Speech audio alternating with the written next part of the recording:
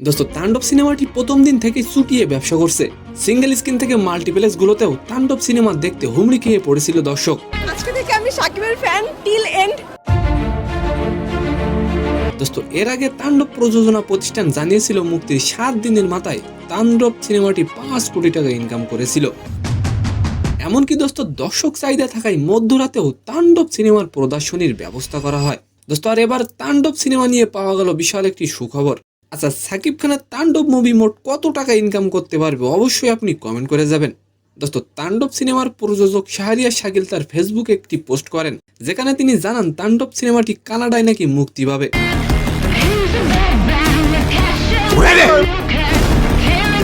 দোস্ত এবং তিনি আরও লেখেন, সাকিব খানের ভক্তদের ডাকা হচ্ছে তাণ্ডব দেখার জন্য।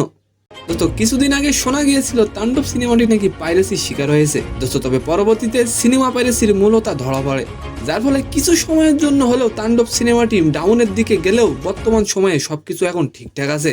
এখন দেখার পালা তাণ্ডব কি শেষ পর্যন্ত তার তাণ্ডব ধরে রাখতে পারবে। তো সম্মানিত দর্শক, আজকের ভিডিওটি কেমন লাগলো অবশ্যই কমেন্ট বক্সে জানাবেন।